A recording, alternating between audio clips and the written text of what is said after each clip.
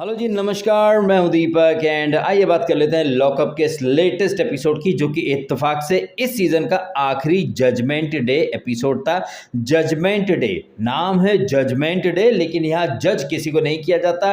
In fact public को जबरदस्त तरीके से बेवकूफ़ बनाया जाता है। ये जो जजमेंट डे था, जो कि आखिरी जजमेंट डे था, जहां पर उम्मीद थी कि यहाँ पर तो कंगना कहीं ना कहीं कोई रियलिटी चेक देगी, लेकिन नहीं, आज कीचड़ वाली होली खेलेंगे। कौन है आस्तीन का सांप, कौन किसकी नाक में कर रहा है दम, और कौन है कुत्ते की दुम। इस तरह से यहाँ पर कीचड़ फेंको एक दूसरे के ऊपर और सीक्रेट सीक्रेट खेले जाएंगे। सीक्रेट रिवील करवा, मतलब सीक्रेट का कोटा खत्म करवा दिया और किसी को नहीं निकाला। एक जो हमने कल देखा था, मीडिया के लोग आए थे, पूनम पांडे और अंजलि को बॉटम में डाल के चले गए थे। अंजलि की तो सांसें ऊपर के ऊपर नीचे के नीचे रह गई। बोल सोच रही होगी कि अब जाऊं अब जाऊं, अब जाना पड़ेगा, ये जाना पड़ेगा, लेकिन नहीं, यार तो कंगना रनावत उल्लू बनाया, चरखा चलाया, बड़ा मजा आया, खेल रही थी पब्लिक के साथ। यहाँ पर जजमेंट डे के नाम पर पब्लिक को पका दिया गया। And towards the end of the episode Kangana हमेशा की तरह बड़ी बड़ी बातें करके चलेगी, जिससे वहां बिग बॉस में सलमान नहीं बोलता, do what you want to do man, but don't trouble your mother and father, माता पिता। ऐसे ही यहाँ लॉकअप में कंगना रनावत के कुछ रटे रटाए एकदम परमानेंट वाले डायलॉग्स हैं कि अब थोड़ा सा बैडस से काम नहीं चलेगा, अब तो बहुत ज्यादा बैडस होना पड़ेगा। हमारा जो विनर होगा वो कोई गुडी गुडी बॉय नहीं होगा, हम तो एक अलग ही पॉप कल्चर लेकर के आना चाहते हैं। अगर आप बैड हैं, बैडस हैं, आप पापी भी हैं तो चलेगा, हमें हमारा विनर कोई नेक राजा हरिश्चंद्र की औलाद नहीं चाहिए, हमें चाहिए एक बैडस खिलाड़ी। तो अब अगला जो वीक है वो आखिरी वीक है, अब होगा दंगल। वहां पूनम और सायशा में से कोई एक बाहर जाएगा। तो अंजलि मैं तुमको सेव करती हूँ, पायल, पूनम, सायशा, सबको मैं सेव करती हूँ। मतलब झुंड का झुंड। ये जो टिकट टू फिनाले तुमने रखा था, क्यों रखा था? वही जब ये टिकट टू फिनाले जब यहाँ इन लोगों ने रखा था, तो मैंने वहाँ बिग बॉस 15 का मैंने मेंशन किया था। जैसे बिग बॉस 15 में हमने देखा था हर वीक टिकट टू फिनाले चलता ही रहता था। मैंने वहाँ कहा था कि अब देखते हैं यहाँ पर कितने टिकट टू फिनाले आते हैं। तो यहाँ पर टिकट टू फिनाले एक हुआ, लेकिन फ्री फंड में सबको फिनाले वीक में भेज दिया गया। तो यहाँ पर जो कंगना ने पब्लिक को बेवकूफ बनाया है ना, मतलब जजमेंट डे के नाम पर कोई भी जजमेंट नहीं दिया गया। इतना जो कलेश हुआ था, जहां पर करणवीर बोहरा से लिंक कर दिया गया पायल को, इतना सब घमासान मचा, लेकिन आपने देखा ऐसे ही यहाँ घर वाले एक दूसरे से बिहेव कर रहे, बात कर रहे जैसे कोई झगड़ा हुआ ही नहीं। एक दूसरे पर कीचड़ भी फेंका गया, ये सब गेम है। और कल जो हमने देखा था मीडिया के सामने, प्रिंस नरूला ने फ्लो में एक बात बोल दी थी। जब वो पत्रकार पूछती है ना कि आप लोग कैसे लड़ते हो फिर बात कर लेते, ये इतनी जल्दी स्विच ऑफ स्विच ऑन कैसे हो जाता है? तो प्रिंस नरूला क्या बोला था, मैडम हम एक्टर है, हम आपको सिखा देंगे। यहाँ तो खैर प्रिंस के मुंह से सिर्फ इतना ही निकला कि ये एक्टर एक्ट्रेसेस हैं, स्विच ऑफ स्विच ऑन हो जाता है। और हमने देखा ही नहीं भाई, इतना बड़ा झगड़ा हुआ, लेकिन कंगना ने उसके बारे में एक बात तक नहीं की। तो यहाँ पर ये प्रिंस इकलौता ऐसा कंटेस्टेंट नहीं है जिसके मुंह से ये कुछ चीजें निकल गई जो कि नहीं निकलनी चाहिए। बिग बॉस 14 मुझे याद है, वो अली गोनी और जास्मिन की क्लिप तो मैंने इंस्टाग्राम पर खुद ही वायरल करी थी। इनफैक्ट बिग बॉस ओटीटी का राकेश और शमिता की 6 वीक वाली मिनिमम गारंटी। तो ये जो कॉन्ट्रैक्ट की बातें या फिर ये जो फेक फाइट, और हमने बिग बॉस 15 में देखा कैसे वो तेजस्वी और निशांत के कान में वो ठट्टे ईयरपीस भेज दिए गए थे। ऐसे ही आई एम श्योर यहाँ पर कंगना ने भी अब कुछ एक एपिसोड में देखा, वो कान पर हाथ लगाती है और बात करती है पीछे टीम से। ऐसे ही आई थिंक यहाँ पर प्रिंस के कान में भी ईयरपीस वगैरह होंगे या इंस्ट्रक्शंस आती होंगी कि लड़ो झगड़ो, एंड एक टाइम के बाद ऐसे प्रिटेंड करो कि जैसे कोई झगड़ा हुआ ही नहीं। तो आप देख लीजिए ना, हमने एक दिन पहले देखा था खूब झगड़ा हुआ, लेकिन कंगना के सामने सब शांति मंडपम चल रहा था।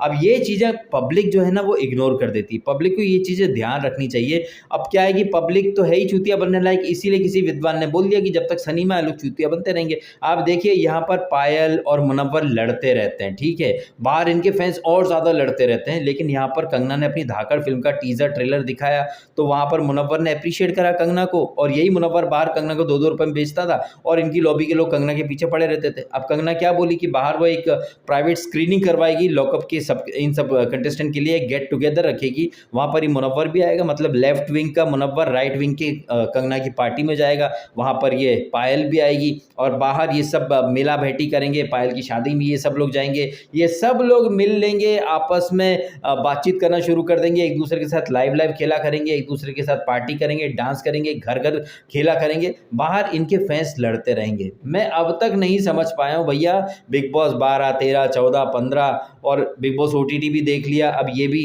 लोग मतलब मैंने तो अपनी गलतियों से सबक सीख लिया भैया कि चाय से ज़्यादा केतली गरम वाले तेवर में अब बिल्कुल नहीं जाना है, लेकिन फैन्स अभी भी उसी मोड में रहते हैं। आप देखते जाइए यहाँ पर जैसे ही फिनाले खत्म होगा लोग सडनली बोलने लग जाएँगे बॉयकॉट, लॉकअप, अनइंस्टॉल करो, ये करो, ये करो। आपके साथ थोड़ी बाहर की बातें शेयर करता हूँ क्योंकि इस एपिसोड में तो बातें शेयर करने के लिए कुछ चीज़ें थी नहीं।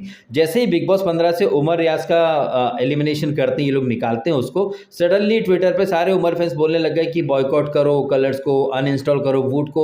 लेकिन जैसे ही उमर ने ये खतरा खतरा वो कलर्स का नल्ला शो किया, सबने वापस से देखना शुरू कर दिया है। तो मतलब ये थूक कर चाटना, ये मतलब क्या है? अगर आपको स्टैंड एक लेना है तो उस स्टैंड के ऊपर फर्म रहो ना। यही नहीं, वो तमाम लोग जो आजकल रोज ट्रेंड कर रहे हैं Munawar for the win, Munawar for the win, और ये जरीन और उमर तो आए भी थे यहाँ पर एक वो प्रमोशन कर रहे थे सॉन्ग का, तो जरीन और उमर ने यहाँ पर मुनव्वर को अप्रिशिएट किया है और उसको सपोर्ट भी किया है। जरीन और उमर दोनों ने ही कहा कि वो मुनव्वर को जिताना चाहते हैं। अब यहाँ मैं बोल दूं क्या कि जरीन और उमर दोनों मुस्लिम है, तो वो मुस्लिम कंटेस्टेंट की बात कर रहे हैं, क्योंकि यहाँ मुझसे तो बहुत बोल दिया जाता है। आज ही मुझे कमेंट आए थे कि डियर डीएसके आप मुनव्वर से क्यों छिड़ते हो जस्ट बिकॉज वो मुस्लिम है।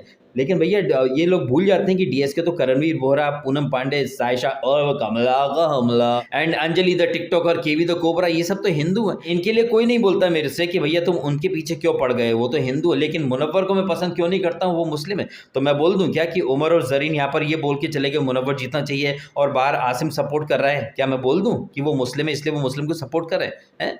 पर अगर ऐसी बातें मैं बोल दूंगा ना तो लोगों की मिर्ची लग जाएंगी, फिर आ जाएंगे दुनिया भर के आर्ग्यूमेंट करने के लिए हैं। तुम अगर अपने धर्म वाले को सपोर्ट कर रहे हो तो वो तुम्हारा हक बनता है, और तुम जबरदस्ती मेरे से करवाना चाहते हो कि तुम उसको सपोर्ट करो, तुम सपोर्ट क्यों नहीं कर रहे हो, वो मुसलमान है इसलिए। मैं बोल दूंगा कि ये जरीन ने या फिर उमर ने पायल का सपोर्ट क्यों नहीं करा, पायल हिंदू है इसलिए है।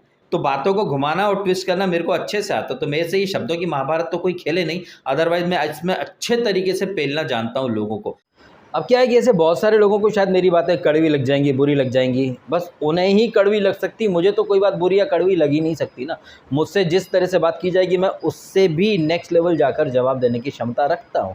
एक पहले वो अयूब काजी था, कश्मीर फाइल्स के बाद से उसने एक अलग पीपली बजाना शुरू कर दी। जब लोगों को पता है कि जो उनका फेवरेट कंटेस्टेंट है वो मेरा फेवरेट नहीं है, तो वो क्यों कन्विंस करने आते हैं, क्यों मेरे को ब्रेन वॉश करना चाहते हैं कि मैं उनके हिसाब से बातें करूं। अभी जैसे मैंने बोला, ये जो कह रहे हैं मेरे से कि मैं मुनव्वर को सपोर्ट क्यों नहीं कर रहा, क्या वो मुस्लिम है, मुस्लिम है। मैं बोल दूं क्या कि जैसे वो जरीन या फिर उमर आए थे, उमर को मैंने बिग बॉस में सपोर्ट किया था, एंड उमर का भाई आसिम, उसे मैंने कितना सपोर्ट किया आप सब जानते हैं। रिलीजन वगैरह में कुछ बीच में लाया नहीं। लेकिन यहाँ लॉकअप के अंदर आपने देखा जरीन हो या उमर हो या फिर सोशल मीडिया पर आसिम ज़बरदस्त तरीके से मुनव्वर को सपोर्ट कर रहे हैं। क्या मैं बोल दूं कि वो सिर्फ मुस्लिम है इसलिए सपोर्ट कर रहे हैं? वो पायल को इसलिए सपोर्ट नहीं कर रहे हैं क्योंकि वो हिंदू है? ऐसी बातें मैं भी कर सकता हूं और मुझे बहुत अच्छे से आता है ये सारी चीज़ें करना, लेकिन मैं कर नहीं रहा हूँ। खैर एपिसोड की हम बात करें तो एपिसोड में तो कुछ खास बात करने लायक था नहीं। आज़मा को सबसे ज़्यादा वोट आए हैं। पायल डिप्रेशन में चली गई थी, अल्कोहल इतने ज़्यादा कंज्यूम करती थी, रिहैब में चली गई, हाथ वगैरह काटा। एंड सायशा जो अपना सीक्रेट बता करके बची, और सायशा का आप देखें सीक्रेट वही है, वही लव सेक्स धोखा वाली थीम पर ही उसके सीक्रेट्स रहते हैं। पहले एक्सप्लॉयटेशन था और अभी किसी फेमस फैशन डिज़ाइनर के साथ उसने फक खेला, वो भी तब जबकि सायशा स्वप्निल था। मतलब सायशा तब लड़का था और लड़का मतलब उन लोगों ने सब गेम कर लिए।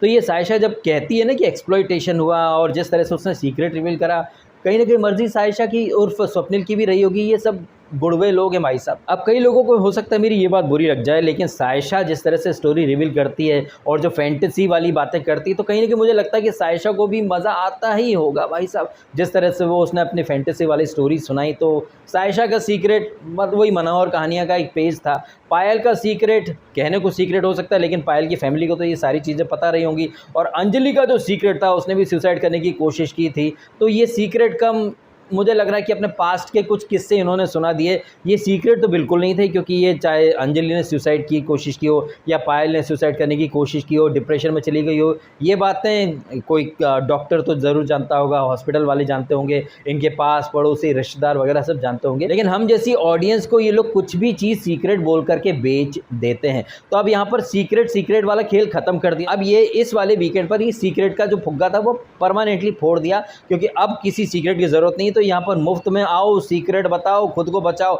बचाओ? अबे सबको तो तुमने बचा लिया, पब्लिक को तुमने ज़बरदस्त तरीके से उल्लू बना दिया। आज़मा को सबसे ज़्यादा वोट आए हैं। अब आज़मा को अगर सबसे ज़्यादा वोट आए तो आप समझ जाइए कि भैया कौन सी ऑडियंस जो आज़मा के गेम को पसंद करती है, जिसका कोई गेम ही नहीं है। तो यहाँ पर ये कुछ और नहीं, पब्लिक को मिसलीड करने की कोशिश कर रही थी ये कंगना रनावत। एक दिन पहले मीडिया के लोगों को बुला दिया था, मीडिया के लोगों ने क्या कहा था कि पूनम और अंजलि बॉटम में है, लेकिन यहाँ तो बॉटम हो या टॉप हो कोई फर्क नहीं पड़ता, क्योंकि सब पहुंच जाओ भाई, टिकट टू फिनाले पकड़ो और फिनाले वीक की वो सीट अपनी बुक कर लो। मतलब जब आपको किसी को निकालना ही नहीं था तो आपने इतने सब होतिया पे क्यों करे? आप मीडिया को लाते हो, बॉटम में डाल देते हो, फिर आप यहाँ खड़ा करते हो सबको, सीक्रेट बताओ कौन बचेगा कौन जाएगा। अरे शिवम मैं चाहूँ तो तेरा ये टिकट टू फिनाले का जो वारंट है वो छीन भी सकती हूँ। ऐसी बात करके कंगना ने बोल दिया कि यहाँ पर जो भी कुछ होगा वो कंगना की मर्जी से होगा। यहाँ कंगना ने उस बात पर एक बार और मोहर लगा दी है, वो चाहे तो किसी को भी किसी भी रीज़न से शो से निकाल सकती है। कोई बंदा जो टिकट टू फिनाले जीत गया है उससे वो टिकट टू फिनाले छीन सकती है। एंड हम और आप कोई क्वेश्चन नहीं कर सकते, क्योंकि लास्ट वीक मैंने थंबनेल डाला था माय शो माय रूल के हिसाब से। तो यहाँ कंगना का शो है, कंगना के रूल्स चलते हैं। आपने देखा सारा को, निशा को, पायल से ज़्यादा वोट आए थे, लेकिन पायल को नहीं निकाला गया और निशा और सारा को ही निकाल दिया गया जिनके वोट पायल से ज़्यादा आए थे। तो यहाँ पर वोट्स की तो कहीं कोई अहमियत है ही नहीं। यहाँ पर भी आपने देखा कि सायशा और पायल में से किसको रखना है, तो मैं देखूं तो सायशा पूनम दोनों टाइम पास करते रहते हैं, लेकिन ये जो शो है, ये जो फॉर्मेट है, इसमें सबसे ज़्यादा कंट्रीब्यूशन जो आ रहा है ना वो पायल की तरफ से आ रहा है, तो मैं पायल को रखूंगी। एंड ये बात ना मैं आई थिंक तीसरे या चौथे वीकेंड से मैंने बोलना शुरू कर दी थी कि ये लोग पायल को नहीं निकालेंगे, ये लोग पायल को एंड तक लेकर के जाएंगे, क्योंकि उसे ट्रॉफी तक लेकर के जाने की जिम्मेदारी तो खुद कंगना और एकता ने ले रखी है।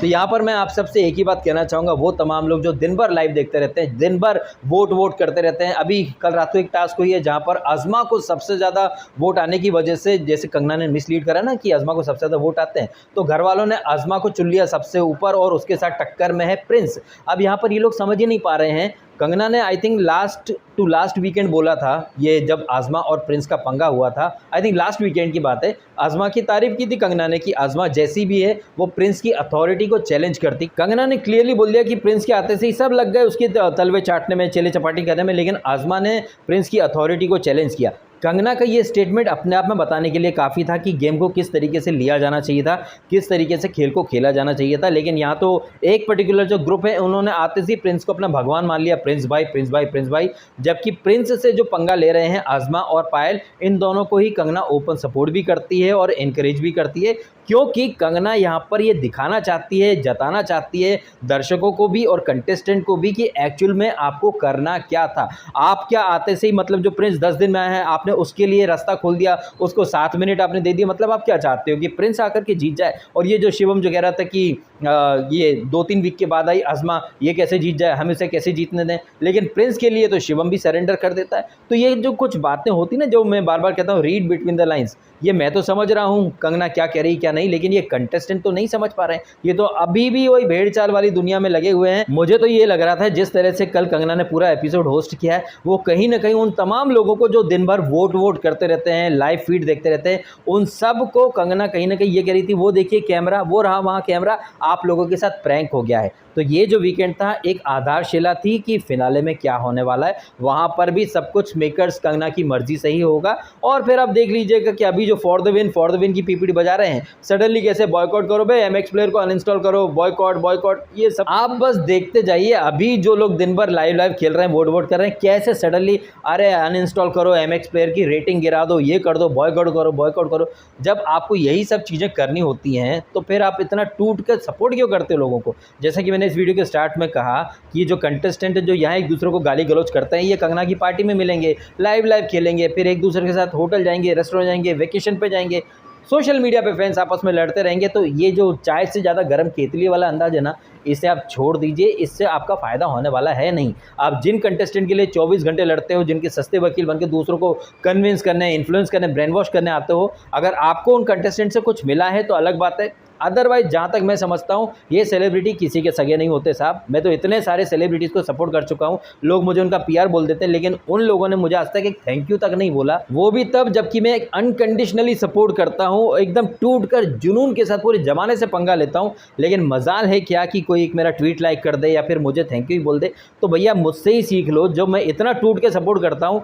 मेरे को तक को कोई नहीं पूछता है, तो आप जो सोशल मीडिया पे नए नए अकाउंट बना लेते हो, दिन भर ट्रेंड करते हो, भाई आपको तो कोई पूछेगा ही क्या। लेकिन फिर भी लोगों को सस्ता वकील बनना है, सेलिब्रिटी के तलवे चाटने हैं, तो फिर चाटो। फिर अतरंगी लॉजिक आप लोग लगाओगे, दिन भर ट्रेंड करोगे, किसी एक ठुल्ले ने दोस्त जीता का, तो ऐसे जो ठुल्ले होते हैं ना वो बस एक सेलिब्रिटी को पकड़ लेते हैं, उसके फैंस को खुश करते हैं, जबकि मैं पीपल प्लीजर नहीं हूँ भैया। जबकि लोगों को खुश करने वाली बातें करना, किसी सेलिब्रिटी के एक बड़े से फैंडम को पकड़कर उन्हें प्लीज करना, ये पीपल प्लीजिंग हरकतें मेरे से नहीं होती हैं। मैं तो जिस सेलिब्रिटी का आज अच्छा बोल रहा हूँ कल उसकी धज्जी भी उड़ा के रख दूंगा, अगर कल धज्जी उड़ाई है तो परसों उसको अप्रिशिएट भी कर दूंगा। मैं उस कंटेस्टेंट के हिसाब से बातें करता हूँ। आप जैसे एक रास्ते पर जा रहे हैं, एक रास्ते में बहुत सारे टर्न्स आते हैं, लेकिन कुछ लोग जो होते हैं ना जो रिव्यू करने के लिए दोस्तों वो एक ही डायरेक्शन में गाड़ी चलाते हैं, जबकि एक रोड पर अगर आप गाड़ी चला रहे हैं तो राइट भी मुड़ना पड़ेगा, लेफ्ट भी मुड़ना पड़ेगा, रोड जो सांप की तरह ऐसे होगी तो आपको जाना पड़ेगा। लेकिन आप सिर्फ नाक की सीध में जाना चाहते हैं भैया, दीवार में टकरा जाएं, वो अंदाज मेरे से नहीं होता। मेरा फंडा सिंपल होता है भैया, जैसे कंटेस्टेंट करेंगे एक्शन वैसा ही मैं दूंगा रिएक्शन। अगर वो अच्छा करेंगे तो अच्छा, अगर गलत कर रहे हैं तो फिर मैं ज़बरदस्त तरीके से उस गलती को हाईलाइट भी करता हूँ। मेरा घर कोई सेलिब्रिटी नहीं चला रहा जो मैं उनके तलवे चाटने के लिए लोगों को खुश करना शुरू कर दूँ, ए भाई मैं चने के झाड़ पर चढ़ा दूँ। ये जो एग्जिट पोल होते हैं ना, आपने देखा होगा अभी यूपी इलेक्शन के पहले बहुत सारे ऐसे लिबरल गैंग के जर्नलिस्ट हैं जिन्होंने पहले phase, second phase, third phase, 7 phase का यूपी का इलेक्शन था, लोगों ने मनगढ़ंत तरीके से बोल दिया कि योगी चला गया, योगी की हवा खत्म हो गई, लेकिन योगी वापस आ गया। फिर सडनली यही लोग बोलना शुरू कर देते हैं, अरे ईवीएम हैक हो गई जी, ईवीएम। पहले तो गलत कैलकुलेशन करते हैं, पब्लिक को मिसलीड करते हैं, पब्लिक को चने के झाड़ पर चढ़ा देते हैं, बरगला देते हैं, कभी क्यूटनेस का झरना, कभी शेर, कभी हिमालय, कभी वन मैन आर्मी, कभी टीआरपी क्वीन। ये नल्ली टीआरपी क्वीन जिसे कोई दर्शक पहचानते तक नहीं, खुद वो ट्वीट करती है कि लोग मुझसे फोटो खिंचा लेते हैं, फिर पूछते हैं आप एक्ट्रेस हो क्या, और ऐसी नल्ली को लोग टीआरपी क्वीन, वो रोई तो देश रोया, हिस्टोरिकल विनर, ये वो।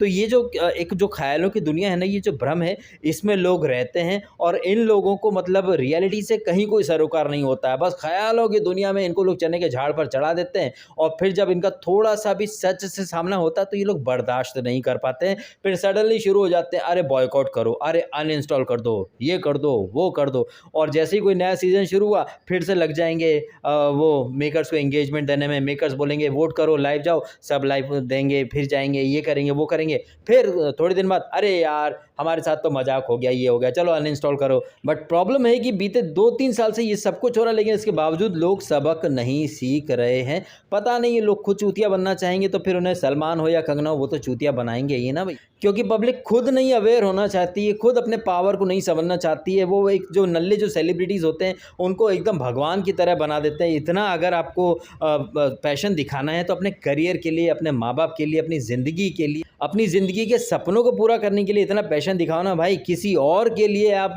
कूद जाते हो मैदान में, क्या मिलता है भाई आपको? कुछ नहीं मिलने वाला। वो लोग आपका नाम तक नहीं जानते, आपको पूछेगा तक नहीं कोई।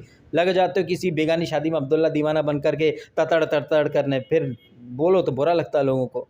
एंड ये तमाम लोग जो आकर मुझे कमेंट करते कि आप मुनव्वर को सपोर्ट क्यों नहीं करते, क्यों सपोर्ट करूं उसको भाई? बाहर उसका बच्चा है, बीवी है, फिर भी वहाँ फेक लव एंगल में घूम रहा है, टाइम एंड अगेन झूठी कहानी सुनाता रहता है। और यहाँ पर जिस तरह से कंगना रनावत हिंट दे रही थी कि झुंड में मत चलो, सोलो खेलो, अब तक इसको समझ में नहीं आया कि कंगना रनावत कहना क्या चाहती है। या तो हो सकता है कि उसे अच्छे से पता है कि कंगना क्या कह रही है, लेकिन उसको भी पता है मेकर्स का प्लान क्या है, तो वो उस कंफर्ट जोन से बाहर आना ही नहीं चाहता है। कहने को वो बड़ी बड़ी बातें करता है कि उसकी माँ के साथ ऐसा हुआ, इसलिए वो झगड़े वगैरह से दूर रहता है, और रोजा चल रहा है, रमजान है, लेकिन फिर भी वो तीली लगाने से बाज नहीं आता, लोगों को लड़ाता है, भिड़ाता है, फिर मजे लेता है। ऐसी कनिंग पर्सनैलिटी को मैं तो बिल्कुल सपोर्ट नहीं कर सकता। जब ये गेम में अच्छा था तब उसको अप्रिशिएट किया है। वहीं अगर हम पायल की बात करें तो पायल स्टार्ट के 2-3 वीक तक तो उसको समझ ही नहीं आ रहा था, वो धूप धूप धूप यही सब कर रही थी। लेकिन जब उसके दिमाग में धूप घुसी, उसको थोड़ा गेम समझ में आया है, और जब से कंगना ने उसको हिंट दी है, कंगना ने ऐसा नहीं कि सिर्फ सिर्फ पायल को हिंट दिए, कंगना ने सबको हिंट दी थी। कंगना ने अंजलि को,